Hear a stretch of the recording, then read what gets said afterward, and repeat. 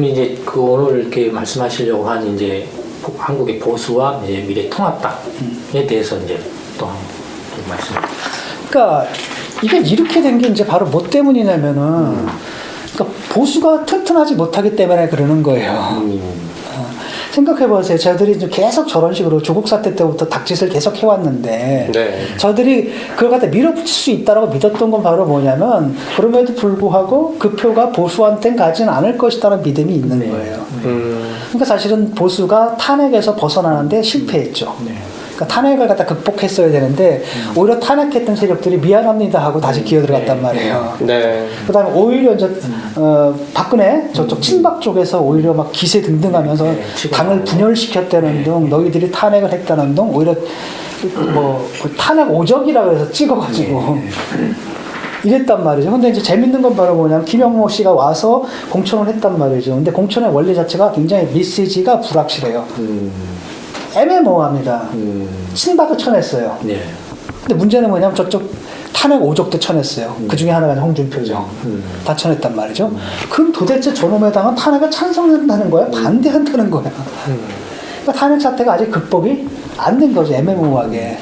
그러니까 국민들이 딱 볼 때는 이거 쉽게 말하면 탄핵을 극복했어야지 그 다음에 선택할 수 있는 하나의 옵션으로 생각을 하는데 선택표를 주기가 뭐하다라는 겁니다.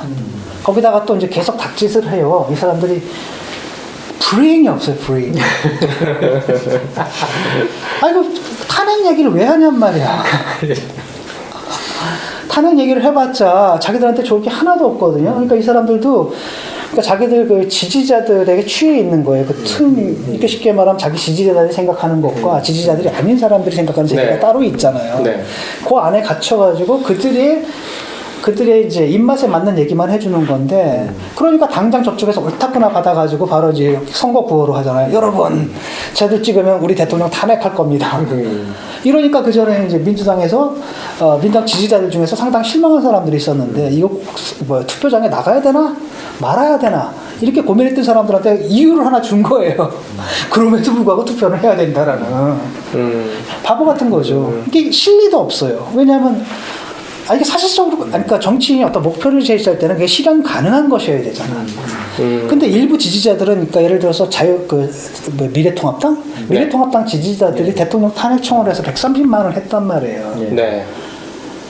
그거를 갖다가 막았어야 되거든. 막았어야 되는데, 오히려 그 위에 올라타는 거예요. 그러니까 그 사람들은 왜 그렇게 갔냐면은 당이 지도해주지 못하니까 지들끼리 그냥 그렇게 가버린 거잖아요. 아무 생각 없이. 그런데 탄핵이 가능한가? 1987년 이후로 200석 얻은 당은 한 번도 없어요. 그때 완전히 탄핵, 노무현 탄핵 때 그 열풍으로 탄도리들 우르르 단전됐을 때 걔들이 150석 얻었거든. 그쵸, 153석인가 1석인가 그랬을 거예요. 그 다음에 문제는 뭐냐면 건수가 있어야지. 요번에 그 선거 개입권은 이게 탄핵 사유가 되거든요. 울산 선거 문제는 뭐냐면 이게 스모킹건이 없어요. 왜냐하면 대통령은 재임 중에 소추가 안 되잖아. 안 되기 때문에 스모킹건이 나올 수가 없다고. 쉽게 말하면 재임 임기가 끝난 다음에 처벌을 받을 수는 있을지 몰라도. 그러니까 누군가처럼 무슨 노트북 같은 태블릿이요? 태블릿PC와 같은 무슨 스모킹건을 굴고 누가 와서 폭로하지 않는 이상은 그 사유가 안 되기 때문에 네. 헌법재판소 가서도 안 되고, 또 하나는 뭐냐면 국민들이 지금 지지율이 지금 거의 40% 후반대거든요. 박근혜는 7%였어요. 이러니까 저쪽에 있는 당애들이 몇십 명이 와가지고 여기 가세를 했을 수 있었던 거. 그러니까 탄핵을 하느냐 마느냐는 국민들이 결정할 문제예요. 그거는 그때는 뭐 의석이 있어가지고 탄핵했냐? 아니라는 거죠. 의석 부족했는데 탄핵이 됐든 국민들 문제거든요. 근데 국민들이 준비가 안 됐는데 아무런 쓸데없는 그 정적 목표를 갖다 딱 준 거죠. 그러니까 당연히 뭐가 되냐면 역효과를 당하고. 그러니까 매번 이런 식이라는 거예요. 그래서 저들이 지금 저렇게 방지할 수 있는 것도 바로 그거거든요. 그렇다고 니들이 걔들 찍을 거야? 뭐 이렇게 되는 거죠. 그래서 보수가 바로 서야 되는데, 뭐 코로나 사태도 그렇고 이 모든 사태를 보게 되면 비판하는 방법을 몰라요. 그러니까 싸움의 기술이 없어요. 싸움의 기술. 싸움의 기술이라는 게 없는 거예요. 그러니까 권투에서도 그렇잖아요. 뭐 이렇게 덤벼들면 바로 카운터 맞거든요. 그러니까 매번 덤벼들다 카운터 맞아버려요. 그러니까 왜 그러냐면은 비판을 하려면 항상 사실에 입각해서 비판을 해야 되는데 그 사실 자체가 허위예요. 그다음 자꾸 레테르를 붙이려고 그래. 라벨 붙이는 거 있잖아요. 이런 식의. 그러니까 그거는 상대한테 아무 타격이 안 되거든요. 그냥 내가 화가 났다는 얘기예요. 그냥 난 네가 싫어라는 얘기만 하고 있는 거고 남들이 딱 들을 땐 그래 넌 쟤들 싫어하는구나. 왜 이렇게 미워하니? 이렇게 생각하는 거예요. 아, 네. 우리가 알고 싶은 거는 왜인데 왜는 없어. 이러는 거죠.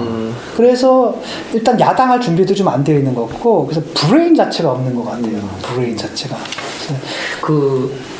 예, 민주당하고 이제 미래통합당 양쪽을 이제 이야기를 하셨는데 민주당에는 지금 뭔지를 모르는 같은 강철 대우 같은 그런 이제 그 친문 세력이 있는데 미래통합당에는 그에 상응하는 어떤 그런 비슷한 유사한 그런 세력들이 있습니까? 아니면 그런 게 없죠.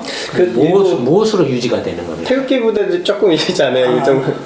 아니, 그러니까 당 내에서 시스템에 의해서 움직이는 그게 정상이에요, 사실은. 그게 정상이고 그 밑에 누가 있거나 이래서는 안 되는 거고. 예컨대 옛날에는 뭐였냐면은 그 옛날 한나라당 뭐 신한국당 한나라당 또 뭐였지? 새누리당 때 여의도 연구소라는 데가 있었잖아요. 거기서 이제 보고서를 내잖아요. 김광수 보고서처럼. 지금도 물론 있죠. 근데 이미 맛이 갔어요. 그게 언제 때부터 맛이 갔냐면은 아주 오래전부터 MB 때 들어와서부터 맛이 가더니 계속 맛이 가더라고요. 왜냐하면 옛날에는 사실 굉장히 주요하게 참고한 거잖아요. 정치인들이 많이 참고하는 게 삼성에서 나온 보고서랑 그 다음에 이제 그 여의도 연구소 보고서를 했는데 언제부터 얘들이 이제 맛이 가기 시작하다가 그나마 여론조사는 또 맞았었어요. 그런데 지난 2016년에 보세요. 여론조사가 틀리더라고. 완전히 망가진 거죠. 그러니까 그때는 싱크탱크라는 게 있었거든요. 당의 싱크탱크들은 무슨 실세 이런 게 아니라 정확하게 사실 판단을 해서 사실에 입각해서 정세 분석을 해가지고 그런 정보를 주면 그 정보를 가지고 당에 이제 공식적으로 뽑힌 이런 당에서 이렇게 하는 게 정상이죠. 그게 정상인 건데 지금 뭐 문제는 뭐냐 그 브레인 자체가 좀 없다라는 겁니다. 그래서 태극기 부대 내지는 그쪽에 그 TK 쪽에 있잖아요. TK 쪽 사람들도 그 문바들 못지 않잖아요, 사실. 어쩌면 문바들의 모델인지도 몰라요. 그 사람들이 나라를 팔아먹어도 일본이다. 이렇게 세뇌를 시켜놔가지고 이 사람들을 어떻게 만든 거냐면 완전히 세뇌를 시켜서 그 머리의 유연성을 완전히 사라지게 만든 거예요. 그래서 거의 조건반사적으로 뭐 친북 좌파로 확 반전하게. 그러니까 뭐 파블로프의 개처럼 이렇게 만들어 버린 거죠. 그러니까 이런 사람들이니까 몇십 년 동안 그렇게 해왔잖아요. 그러다 보니까 어떤 문제가 생기냐면은 자기들이 변화가 필요할 때 그 변화 자체를 못 받아들이는 거예요. 그 변화를 받아서 자기를 변화시킬 만한 바꿀 만한 그 정도의 유연성과 그것도 여유가 없어진 거예요.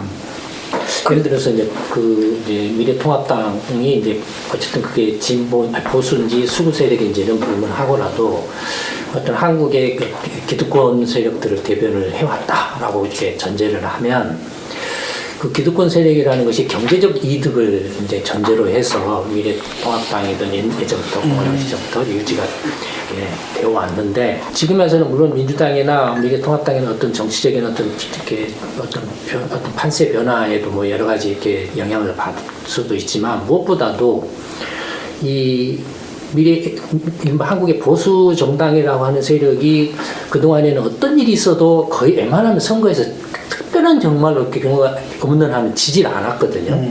지지 않았던 이유가 다 이 경제적 이득 내지는 경제적인 어떤 기득권을 전제로 했기 때문에 그랬는데 이게 이제 2000년 들어와서 또는 2008년 글로벌 금융위기 이후에 한국 경제가 이제 경제적 이득 내지는 경제적 기득권을 유지하기가 힘든 상황, 거의 이제 꼭지점 상황에 이르면서 그로 인해서 이른바 이렇게 통합당으로 대변되는 보수 내지는 수구 세력도 많이 흔들리. 근데 이렇게 표를 줘봐야 나한테 득되는 게 없어 경제적으로. 뭐 이런 변화에 대해서는 어떻게 생각하십니까? 이미 이제 박정희 모델이잖아요. 네. 박정희 모델이고 그게 전두환 김영삼에 의해서 파탄이 나기까지는 그게 됐을 거예요 아마. 왜냐하면 실제로 그때 경제성장들이 엄청나게 있고 그다음에 경제성장의 효과라는 게 바로 들어오는 게 눈에 보였잖아요. 그러니까 비록 우리가 못 살아도 희망은 있었던 거예요. 계속 나가고 막 집값 막 오르고 막 이랬던 시대가 있는데 그런 시대는 좀 지나가 버렸기 때문에 그게 이제 박정희 모델 자체가 소구력을 잃어버린 건데 그래서 이제 김대중 노무현 대통령 때는 이제 한국의 그 산업사회 모델에서 정보화 사회 모델로 확 넘어가 버린 거잖아요. 네. 근데 그 다른 이 새로운 상황 자체를 갖다 받아들이지 못했던 거예요, 사람들이. 너무나 네. 이 새로운 상황, 뉴 노멀을. 생각해 보니까 박정희 전두환 때가 나았거든. 네. 경제적으로는. 까짓 거 우리가 지금 탄압을 받았지만 탄압받은 거야. 입 놀리는 놈들이지. 우리한테 뭐 이렇게 큰 정부 반대만 안 하면 우리가 뭐 그렇게 큰 그런 거 없었다. 뭐 이런 네. 거잖아요. 네. 그러다 보니까 이제 이렇게 두 번의 이제 보수 정권이 이제 연달아서 돌아서 가지고 과거로 돌아갔다 그게 또 실패해서 탄핵이 이제 돼버린 거고요.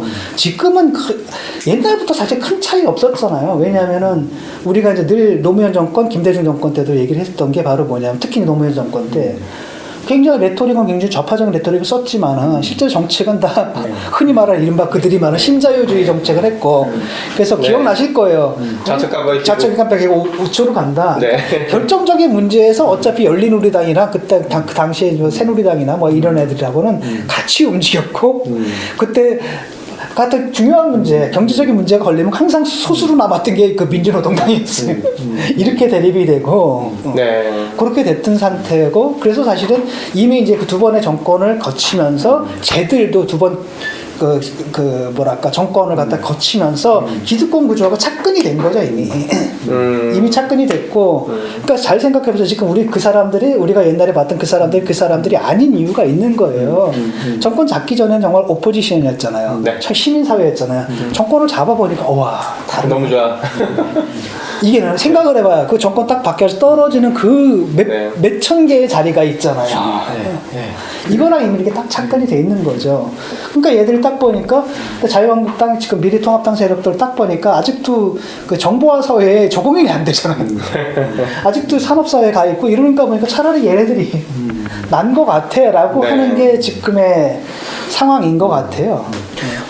이제 외환위기를 기점 물론 조금 거슬러나면 이제 민주화 정부 출범한 이후 내지는 외환위기를 기점으로 해서 이른바 한국의 양대 정당 진보 보수를 대변하는 민주당과 미래통합당이 이제 변해온 걸 보면 방금 말씀하신 것처럼 노무현 정부 때도 좌깜빡이 하면서 우회전을 하고 미래통합당도 벌써 박근혜 때 행복공약이라는 걸 내세우고 라고 이렇게 해서 어떤 자기들이 이렇게 뭔가 이렇게 이념이 됐든 이렇게 기득권이 됐든 그런 주장을 해온 것에 관계없이 선거 때는 이렇게 선거 때도 그랬고 실제로 내세우는 그런 정책들도 이렇게 근데 이렇게 변해 왔다라는 게 이 사람들이 어떤 진보적 보수적 가치의 변화에 의해서 또는 미래를 내다보고서 어떤 그 전략성을 가지고서 했다라기보다는 이미 현실이 또는 대다수 국민들이 경제적인 이렇게 삶의 안정을 가장 우선시해서 그 압력을 알게 모르게 받아서 민주당이 됐든 미래통합당이 됐든 저게 진보도 아니고 보수도 아니고 또는 진보처럼 이야기하면서 보수처럼 이야기하면서 결국에는 서로 짬뽕스러운 이야기들을 하고 있는 게 아닌가라고도 이렇게 생각이 되는데, 그러니까 실제로 대다수 일반 국민들은 경제적, 그게 진보든 보수든 관계없이 경제적 안정, 경제적인 어떤 좀 발전, 삶의 질의 향상 이런 것들을 절실하게 원하고 있는데 이 정당들만 여전히 20세기형의 자기들이 어떤 그 이념이나 시대착오적인 이념과 그다음에 기득권화된 성장 모델에 기반해서 여전히 지금도 그렇게 하고 있는 자가당착적인 그런 모습을 보이고 있는 게 아닌가라는 그런 생각이 드는데, 거기에 대해서 우리 진 교수께서는 어떻게 보시나요? 그 상징적인 게 제가 볼 때는 박근혜가 당선되던 그때 선거였던 것 같거든요. 네. 문제는 뭐냐면 좀 황당한 일이 벌어진 거예요. 그때 뭐냐면 박근혜가 갑자기 당색을 갖다 빨간색으로 변하잖아. 네. 바꾸잖아요. 네. 그렇죠. 김종인 씨 딱 해가지고 경제민주화를 받아들여요. 네. 좌파 정책을 한 거예요. 네. 그래서 그걸로 이겼단 말이죠. 근데 그게 황당한 게 뭐냐면 그 전에 했던 정책들이 노무현 정권이나 아니면 이명박 정권이나 기본적으로 이 문제를 해결하지 못했다는 거예요. 다시 말하면 IMF 이후에 딱 떨어진 게 좀 전에 말씀하신 안정성의 문제거든요. 네. 그 전까지만 해도 우리가 지금 연봉 서열이고 회사에 딱 들어가게 되면 정말 나쁜 짓을 하지 않는 이상은 봉급이 계속 올라가면서 그렇죠. 그다음에 그 정년 지점까지는 간다라는 무건의 약속이 있었고 우리나라에 사회보장제도가 없는 대신에 그게 일종의 사회보장의 역할을 했는데 그렇죠. IMF로 인해서 그게 망가진 거잖아요. 그래서 노무현을 뽑아가지고 그걸 좀 해줄 거라고 생각했는데 그걸 안 한 거예요. 그러다 보니까 사람들이 에이씨 그럼 옛날로 돌아가자 그래서 747 그래가지고 이명박을 뽑았는데 역시 문제가 해결이 안 되는 거죠. 그럴 바에는. 그랬는데 그때 이제 이 사람들이 그걸 들고 나온 거예요. 들고 나와가지고 얘기를 한 거죠. 그래서 그걸 쉽게 말하면 질 수밖에 없는 선거였어요 그때가. 시대적인 정신을 누가 대변했냐? 박근혜가 대변한 거예요. 문재인은 뭐 했냐는 거예요. 그러니까 오히려 문재인이 내세워야 할 그 아젠다를 저쪽에서 뺏어갔다란 말이죠. 물론 근데 문제는 뭐냐? 얘들이 이걸 내세웠을 때 지킬 수 있는 당이냐 그거를. 지킬 수 있는 당이 아니잖아요. 좌파 정당도 아니고 저들이. 네. 더하면 아주 덜하지 않은 그런 정당이고 그런 상태가 됐고 지금도 이제 그 문제가 안 풀렸는데 문제는 뭐냐면은 지금 두 정당들 하는 거 봐요. 공약이 뭐예요? 있어요, 없어요? 없죠. 없어요. 예. 이게 없어요. 옛날에 선거하려면 공약이 있었단 말이에요. 거짓말이라도 했단 말이에요.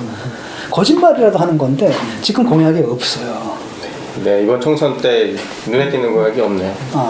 더 공약이 없고 그러니까 누가 더 못하나 경쟁을 좀 하는 거잖아요. 누가 더 못하나 경쟁을 하는 거고 항상 이렇게 쟤들이 우리보다 더 못하네. 그럼 우리는 쟤들보다 잘해야지가 아니라 그러니까 쟤들 저만큼 못하니까 우리는 이만큼 못해도 돼 이렇게 가는 거잖아요. 지금. 서로 이래가는 상황이고 참 답답하죠. 그러니까 이런 상황 속에서 도대체 어떻게 문제를 풀어야 될까? 또 하나는 이제 그 이제 외환위기 전에는 그래도 한국이 이제 수출주도 성장을 했다라고 그래도 폐쇄 경제였거든요. 외국에서 물건을 이렇게 마음대로 못 들어오게 막았죠. 근데 이제 외환위기를 계기로 해서 이제 글로벌화 21세기로 넘어오면서 원하든 원치 않든 동네 구멍가게까지 이제 글로벌 경쟁에 직면한 그러니까 이른바 이제 그게 글로벌화라는 것이 엄청난 이제 글로벌 경쟁이라는 것이 이제 큰 어떤 변화라고 할 수가 있는데 지금 민주당이나 미래통합당이나 DJ 정부 때 외환위기 극복한 과정에서부터 지금 문재인 정권에 이르기까지 민주당이든 미래통합당이든 보면 계속 뒤를 쳐다보고 있어요. 과거를 쳐다보고 있어요. 예를 들어서 한국이 경쟁에서 글로벌 경쟁에서 밀려가지고 망가진다고 한들 중국이나 미국이나 일본이 한국 불쌍하다 우리가 좀 챙겨주자 이러냐라는 거죠. 말도 안 되죠. 아니거든요. 그러니까 원하든 원치 않든 그런 경쟁의 직면에 있다라는 것이 큰 변화였다라는 거. 근데 그러면 그런 경쟁의 직면에서는 어떻게 나라를 경영해야 하냐 하면은 어떻게 해서든지 그 경쟁을 뚫고 앞으로 나아가서 거기 그 뚫고 나아가는 걸 통해서 경제적인 안정이나 삶의 질의 향상을 도모할 수 있는 그런 방법을 제시하고 그걸 또 실천을 했어야 돼. 그런 공약을 내세우고. 근데 민주당이든 미래통합든 내세운 건 뭐냐면은 전부 다, 이렇게 소득주도 성장, 아니면 우리가 기초연금, 물론 필요하죠. 필요한 부분 필요하죠. 그 다음에 행복공약, 4대 강보다 하는 전부 20세기형에, 그 다음에 뒤를 돌아다보고 발밑을 보면서 나눠 먹는 시기. 왼쪽 구주머니 빼서 오른쪽 구주머니를. 중요한 것은 어쨌든 그 외환위기 전까지는 이렇게 문제가 많았어도 파이를 키워왔거든요. 키워온 속에서 파이가 커지기 때문에 그래도 나눠먹을 여지가 있었는데 네. 이제는 경쟁에서 이제 동네 구멍가게도 중국산 제품한테 다 그냥 문을 닫아버린다 이거예요. 그다음에 거대한 자본화되는 그런 게 변화 속에서 대형 마트나 이런 데한테 밀려버린다 이거예요. 그런 경우에 어떻게 문제를 해결하고 갈 거냐라는 그런 것들을 어떤 국민들이 안심하고 그게 나라를 이끌어가도 괜찮다고 믿고 맡길 만한 그런 어떤 정책 공약이나 아니면 실제 정책 대안이나 실제 그걸 실행에 옮겨서 성과를 내는다기보다는 지금 우리 진 교수님 쭉 이야기하신 것처럼 계속 꼼수 하면서 또 뒤만 쳐다보고 어떻게 해서든지 그냥 왼쪽 주머니 빼서 오른쪽 주머니에 집어넣는 그렇게 꼼수만 한다 이거예요. 그러다 보니까 국민들이 지금 안철수 바람도 그래서 일어났지 않나 싶기도 해요. 네. 최소한 이런 거란 말이죠. 시대 정신이라는 걸 대변했거든요. 하다못해 박정희도 그걸 했단 말이죠. 네. 당시 정말 산업화가 필요했잖아요. 그렇죠. 맞습니다. 그러니까 박정희가 독재가 18년 유지가 됐다는 건 억압 때문에 유지되는 거 아니에요. 광범위한 동의가 있었다라는 거예요. 사회적 동의가 있고. 근데 이제 그 동의가 다 했을 때 이제 그가 정권이 무너지는 거란 말이죠. 그 다음에 전두환도 하다못해가지고 국가주도 경제를 갖다 시장 경제로 자유하는데도 그 시스템을 그 바꾸는데 한 역할을 했고 노태우 같은 경우도 여러 역할을 하고 김영삼도 하고 근데 그 시대 정신이 다 있었거든요. 노무현까지 왔을 때. 네. 그 다음부터 그 메시지가 사라진 거예요, 완전히. 그러니까 쉽게 말하면 어떤 메시지를 딱 던지고 노무현이 그 된 거는 시대 정신이었잖아요. 네트워크, 이제 디지털 시대 네트워크다라고 하니까 정말 저 변방에 있었던 비주류가 그때는 민주당이나 당이 그다음에 정말 저 변방에 있던 비주류가 올라와서 대통령 후보가 대통령이 될 수 있는 시스템이 있었던 당이에요. 네. 지금 그거 없어요. 그러니까 이낙연도 못 하잖아요. 내가 계속 얘기하는 게 그거라고. 지금 네가 그냥 노무현처럼 네 메시지를 지금 던져라. 던지고 올라가 싸워서 올라가야 된다. 그래서 유권자들을 믿어라. 저들은 못 믿어요, 유권자들을. 네. 그러니까 던질 메시지가 없는 겁니다. 그러니까. 던질 메시지가 없으니까 설득할 게 없는 거죠. 그러니까 기존의 시스템에 딱 들어가가지고 할 수 있는 거는 그런 공학밖에 안 하고 시뮬레이션 돌려가지고 이걸 몇 표가 일로 오느냐 이거예요. 그게 아니라 이길 생각을 해야 되잖아요. 쟤들 저러고 있는데 이거 우리 사회 이렇게 돼야 됩니다. 우리 이걸 해야 됩니다. 그다음 이걸 위해서 우리 희생하겠습니다. 그렇죠? 이렇게 하면 되는데 그걸 안 하고 앉아가지고 양정철 같은 그 솔직히 말 돌머리한테 그래가지고 잔머리 굴리는 거 이렇게 해가지고 그게 당에 올라가서 그것도 웃겨. 그걸 최고위원회에서 그걸 또 받아본다라는 것들 그런 걸 딱 보면 아이고 너 그냥 가져. 네. 이게 뭡니까? 썬데이 서울에서 나는 그런 여론 그거 정론제에서도 안 하는 거 저기 뭐죠? 그 신유지 이런 데서나 할 수 있는 그런 걸 가지고 정책 결정을 하고 뭐 이런단 말이에요. 여기서 사라져 버린 겁니다. 지금은 저들은 남은 건가 기득권이에요. 그러니까 사회에 던져서 나는 그렇거든요. 정치인들이 기득권 취하면 오케이. 문제는 뭐냐면 그들이 기득권을 취하는 그게 사회 공익에 부합하는 방향 내에서 사회 공익에 부합하는 한 너희들도 정치적 이득을 취해야지 당연히 그렇죠?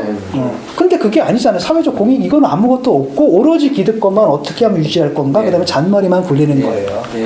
이 디지털 시대에 한다는 게 시뮬레이션 가지고 그 짓을 할 게 아니라 앞으로 우리 사회가 어떻게 변하는데 이 정책을 쓰면 어떤 시뮬레이션 하면 이런 이게 이렇게 사용된다는 게 가장 큰 문제인 거죠. 그래서 좀 걱정이 되는 게 보수는 이제 이미 오래전에 그걸 잃어버린 거잖아요. 그래서 두탕 해가지고 결국 탄핵을 받았단 말이에요. 보수도 이제 자기 시대 메시지를 가져야 돼. 자기 메시지가 있었는데 아직까지도 박정희 서사를 갖고 있다라는 겁니다. 박정희 서사에다 아직도 친북 좌파 기본적으로 이 두 가지예요. 그 다음에 그놈의 규제 좀 없애자. 이거 이런 거거든요. 다 보면은 아니 규제 없애면 아니 그러면 자기들도 10년 집권했잖아. 10년 집권해가지고 그때 없애지. 그렇잖아요. 그러니까 아직도 말도 안 되는 소리만 이렇게 해가지고 거기서 갇혀 있는 거고 그렇다면 얘네들도 달라져야 되는데 노무현 이후에 없는 거예요. 시대 정신 자체 메시지가 없고 그다음에 아까도 말씀하신 것처럼 우리 이럴 때가 내가 걱정하잖아 지금. 우리가 피크 찍었고 계속 내려가는 게 보이는데 어떻게 여든 야든 보수든 진보든 간에 여기에 대한 문제의식들이 하나도 없고 위기의식이 하나도 없냐라는 거거든요. 나 같은 인문학자도 보이거든요. 다 올라갈 거면 올라왔고 최정점 찍었다. 앞으로는 딱 내려가가지고 우리가 이제 일본이 갔던 길이 있잖아요. 사회도 좀 비슷해지는 것 같아요. 지금 보면 사회 전체가 이렇게 비슷해지고 늙어가고 있죠 지금. 그 또 하나는 이제 민주당과 이제 미래통합당이 진보 보수를 대비해서 이야기를 할 때 이른바 이제 정당 정치라는 게 이제 뭐 민주주의의 기본이라고 할 수 있는데 정당 정치가 민주주의 기본이라는 전제는 책임 정치가 정당 책임 정치거든요. 그러면 정당이 어떻게 책임을 이렇게 실현하고 책임을 지고 이렇게 실제로 책임지는 행위를 해서 성과를 내 가지고 국민들한테 다음번 선거에서 표를 얻느냐가 중요한 건데. 한국의 민주당이 됐든 미래통합당도 엊그저께 당명이 바뀌었죠. 아니, 이름을 못 외우겠어요. 이제 미래통합당에다가 미래한국당에다가 그 다음에 저쪽은 국민의당에다가 뭐다 떡죽해가지고 국민의당에 왔거든요. 그러니까 한국에서는 당명을 외우려면 학위가 필요할 것 같아요. 이렇게 진보든 보수라고 하면서 당 이름을 수시로 바꾼다. 선거 때만 되면 바꾸고 수시로 바꾸고 문제 일으키면 바꾸고 한다라는 게 완전히 정당이 책임을 지지 않는다는 그렇죠. 안 짓는다는 거. 그에 대해서 우리 진 교수께서 어떻게 비판해요? 바로 그거죠. 아니 미국의 민주당 공화당 그냥 가잖아요. 그냥 가면 되는 건데 쉽게 말하면 책임을 안 지기 위해서 당을 이름을 바꿔버리는 거예요. 내가 온갖 못된 짓 딱 하고 진중권에 이런 못된 짓 딱 하다가 그 다음에 성을 바꿔 김중권이야 그 다음에 이중권이야 그 다음에 새로 와졌어요 이런 거예요. 이렇게 칼로 딱 찔러놓고 나 이렇게 김광수야 했는데 나는 이광수야라고 바꿔버리면 내가 안 찔러서 이렇게 되는 그렇죠. 그런 거 같은 거죠. 그러니까 그게 일단 책임을 져야 되는 거잖아요. 근데 일단 책임 자체를 안 진다는 건 바로 뭐냐, 앞으로도 안 지겠다는 얘기거든요. 네. 그게? 네. 안 지겠다는 걸 너무나 정확하게 좀 보여주는 것 같고, 그러니까 정당 정치가 없어요. 정당 정치가 없고, 그러니까 이런 건 가능하거든요. 한 당 내에서 여러 가지 의견들이 있으면 네. 이른바 프랙션이라는 거예요. 네. 프랙션. 네. 약건데 뭐 3인당에도 약간 오른쪽 3인당 네. 쪽과 왼쪽 3인당이 있잖아요. 각각의 프랙션이 나오고, 그런가 이제 그 프랙션에 있는 사람들이 이른바 프락치라 그러는 거지. 원래는 프락치가 그런 말인데. 네. 이런 건데 우리나라는 그게 아니라 그 프랙션이라는 게 그냥 친박 이거야. 네. 반박 또 보면 친문 이게 정책적인 게 아니라 지들 이권으로 이렇게 돼 있는 거죠. 이권으로 딱 돼 있어가지고 아까 말씀하신 것처럼 위에서 결정하면 우리는 따라야 된다. 따른다. 그치, 뭐 이런 그거밖에 없는 거. 혹시 이게 정당들이 이렇게 있는데 그 정당을 지지하는 지지자들 또 성향이 또 어떻게 뭐 차별화된다고 보세요? 예를 들면 이제 민주당을 이제 전통적으로 지지하는 지지자들 성향이나 이제 보수당 같은 경우는 그걸 지금 지지하는 다막 흔들리고 있지 다. 않을까요? 그 약간 좀 고정층들이 있는 것 같고 네. 사람의 생각이라는 게 이렇게 쉽게 바뀌지는 않는다고 봐요. 결국에는 지지자들이 그런 성향이 있으니까 그걸 대변하기 위해서 정당들도 이렇게 존재를 하는 근데 건데. 이제 그게 성향이다라는 게 대변한다라는 게 네. 뭘 대변하는지 잘 모르겠어요. 그러니까 아까도 책임을 안 진다고 하신 말씀이 바로 그거거든요. 걔들은 원래는 정책이라는 게 자기들이 책임지고 낸 정책이라는 게 없어요. 그러니까 질 책임도 없는 거야. 그러니까 이권 싸움, 친문 뭐 이런 거죠. 그러니까 빨리 하다가 안 되면 이제 딱 쓸어버린다 이런 거란 말이죠. 그런 상태인데 지지자들이 도대체 그러면 뭘 보고 지지할까 잘 모르겠거든요. 이제까지 솔직히 말하면 지역이었잖아요. 네. 네. 그렇죠. 그게 여전히 지역 구도가 뭐 강하게. 조금 흔들리긴 했어요. 지역 구도가 조금 흔들리긴 했지만 사실 딱 돌아가 보니까 그대로 남아 있는 거잖아요. 지금은. 그렇죠. 지금 보세요. 그 지역 구도 흔들린 게 호남 쪽에서 딱 한 번 흔들렸던 게 누구냐면 그 누구야? 국민의당이요? 아니, 안철수? 국민의당 바람이 있었고, 근데 국민의당 바람도 사실 거기 지역주의거든요. 네. 저 민주당 내 네? 이정현.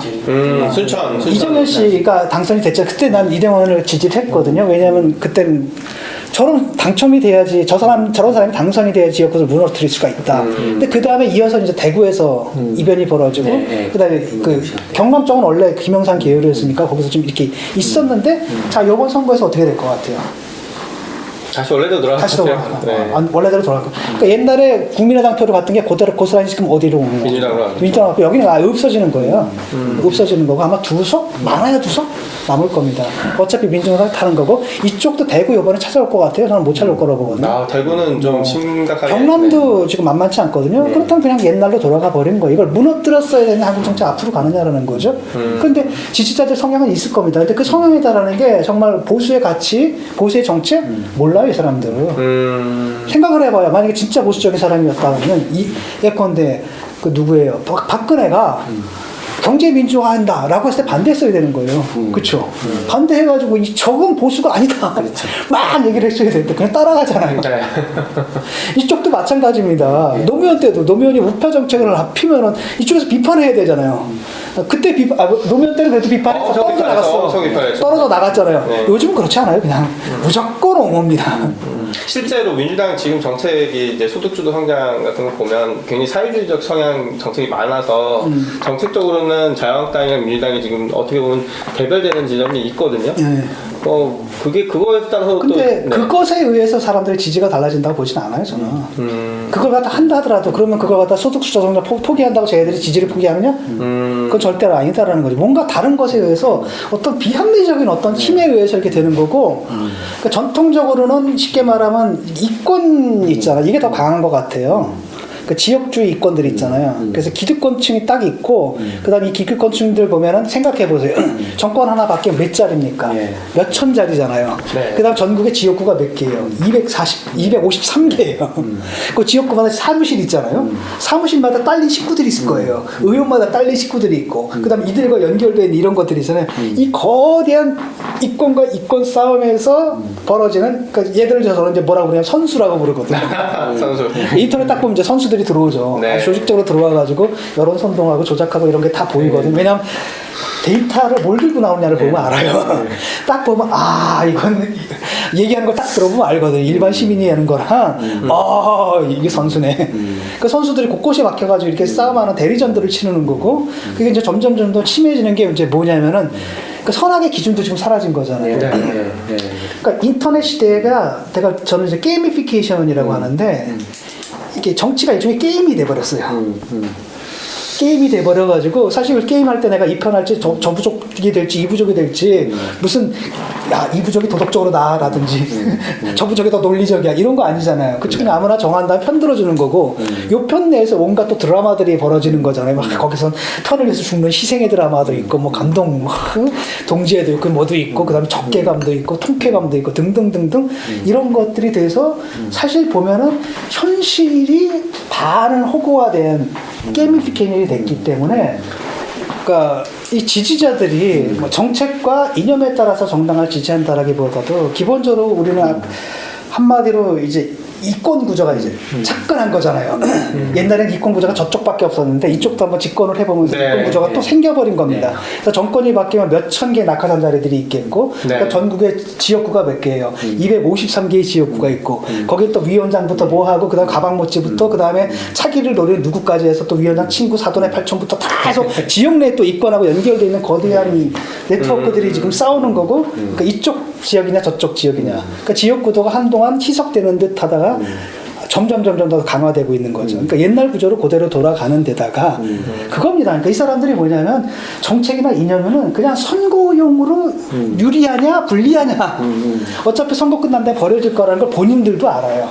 그렇기 때문에 원래대로라면은 이쪽에서 예컨대 뭐랄까 박근혜가 경제민주화하겠다 그러면 이들이 지지자들이 막 반대했어야 되지. 그게 어떻게 우파 정책이냐 어떻게 보수파 정책이냐 그냥 가잖아요. 마찬가지입니다. 이쪽에서 우파 정책을 한다 하더라도 이쪽에 지지자들이 뭐라고 얘기 안 합니다. 소득주도 성장 폐지한다 해서 지지를 처리할 것 같지는 않아요. 다른 문제라는 거지 이권들이. 근데 거기다 이제 뭐가 들어오냐면 디지털 시대의 특성 중에 하나가 바로 뭐냐 게이미피케이션이거든요. 여러분들 게임 하잖아요, 그렇죠? 네. 사람들이 수많은 뭐 애들 대충 물어보니까 하루에 뭐 3시간씩 하는 그런 사람도 있고 많이 하더라고요. 그러니까 그렇게 하다 보니까 그 프레임이 현실에다 이렇게 뒤집어 씌워지는 거 저는 걸 파타피지컬하다는 개념으로 쓰거든요. 가상과 현실이 중첩되는. 왜냐하면 우리가 여러분 VR 할 때 가짜지만 진짜처럼 AR도 현실에다 가상의 정보를 중첩시키잖아요. 굉장히 익숙한 겁니다. 그러니까 현실 정체나 이 게임이라는 게 중첩이 되다 보니까 게임에서 이 편 저편 명분 안 중요해요. 그렇잖아요. 이쪽 편이냐 그렇잖아요. 저쪽 편이 나보다 명분이 더 낫지는 않잖아요. 그렇죠?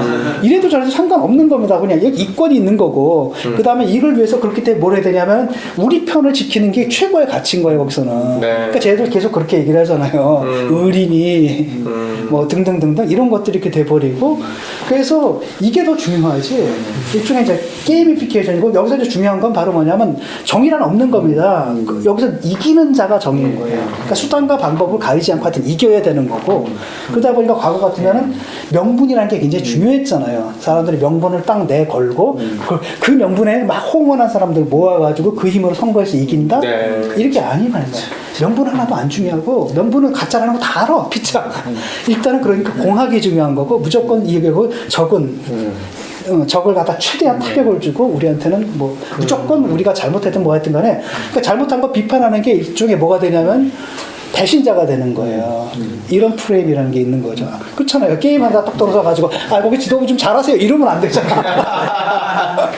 그렇죠? 네. 그러니까 이게 질문이 있는데 그게 정치에서 쓰여지는 방식인 건지 아니면 지금 시대가 그런 건지 사실은 궁금한 거거든요. 왜냐면은 제가 현실을 사는데 현실 문제에서도 그러니까 예를 들어서 뭐 요즘에 뭐 비디오나 이런 거 보면 뭐 왕자의 게임이나 이런 거 보면은 이제 권력을 가지고 아까 같은 논리로 싸워요. 결국에는 이제 나에게 내 편, 네 편 나뉘어서 우리 편은 보호하고 아닌 편은 싸우고 우리 편 내에서 이렇게 그런 걸 허락하지 않고 이런 것들이 사실 왕자의 게임이나 이런 것들이 많이 있거든요. 그래서 실제 그런 식의 어떤 인문학적인 서적들이나 아니면은 내용들이 내용들을 읽고 그거를 정치에 실현을 시킨 건지 아니요, 자연스럽게 그렇게 됩니다. 그냥 본능에 의해서 본능에서 아니 그러니까 그 미디어는 의식을 재구조한다 그러잖아요. 사람들이 이거 쓰는 거 미디어를 가지고 그러니까 미디어가 메시지라는 거예요. 그러니까 미디어에서 중요한 메시지는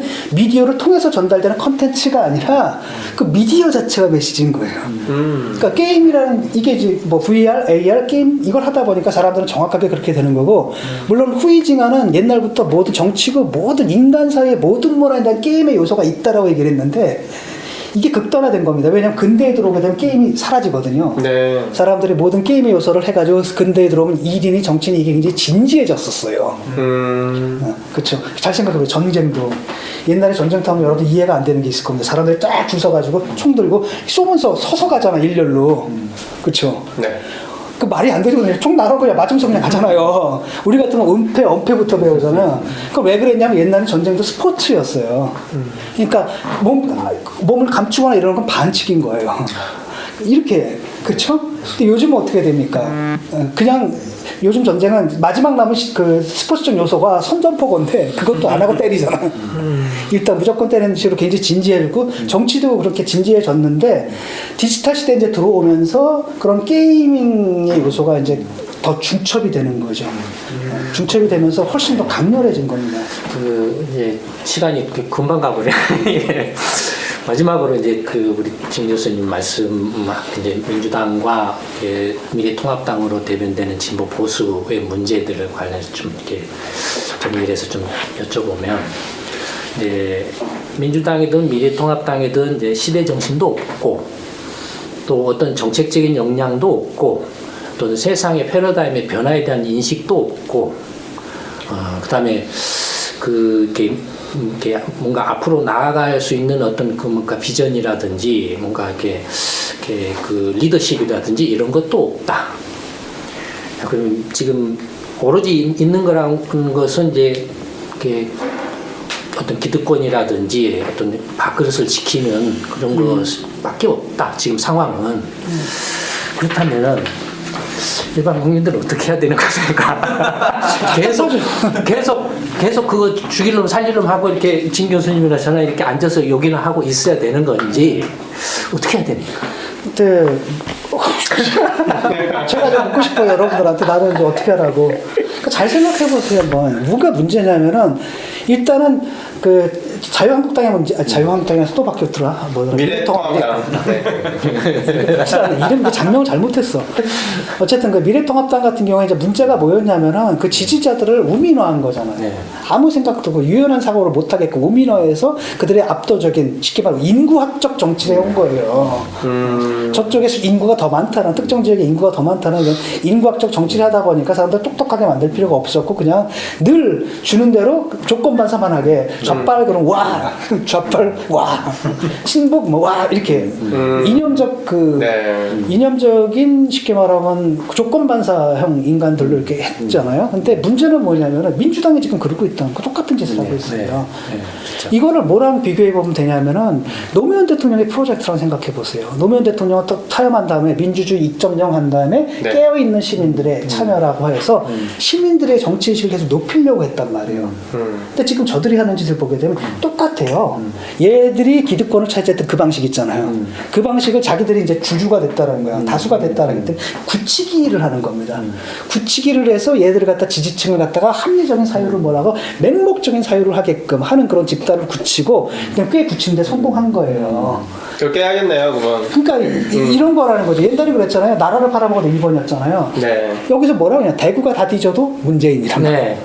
이렇게 나온다면 이렇게 이미 돼버린 거예요. 왜냐하면 그건 바로 이제 자기들이 다수가 됐다라는 거거든요. 굳히기에 들어간다라는 거고 그 선거도 지금 그렇게 하는 거예요. 우리가 굳힌 이 40%만 가지고도 우리는 이길 수 이긴다라고 믿기 때문에 중간층이고 막 아유 입진보들 이거예요. 그래서 뭐 할 수 없습니다. 정부의 방식은 바로 뭐냐면 근데 저게 뭐 오래 가겠어요? 왜냐하면 당장 사람들이 보니까 계속 뜨악하거든요. 뜨악함이 계속 연속인 것 같아요. 지금 저번에도 제가 잠시 말씀 이렇게 드렸던 것 같은데 지금 이제 뭐 4차 산업혁명이다, 스마트 혁명이다, 뭐 글로벌 경쟁이다, 미중 패권 전쟁이다 하고 이제 막 21세기 앞으로 어떻게 될 것인가에 대해서 사람들이 온 관심이 가 있고 뭐 이제 로봇이나 인공지능이 이렇게 말하는데 그로 인해서 지금 로봇이 하고 인공지능이 하면은 그 미래의 세계는 어떻게 될까에 대한 불안감도 굉장히 크고 그런 것에 대해서 우리 이렇게 미학 이렇게 인문학을 이렇게 전공하신 이렇게 철학 이렇게 철학 전문가 입장에서 일반 국민들한테 미래를 향해서 나아갈 수 있는 어떤 철학적인 어떤 통찰이나 어떤 가치관이나 미래 사회는 이런 식의 어떤 그 공동체적인 가치관이 필요할까 아니면 이런 가치관이 형성될 거야라고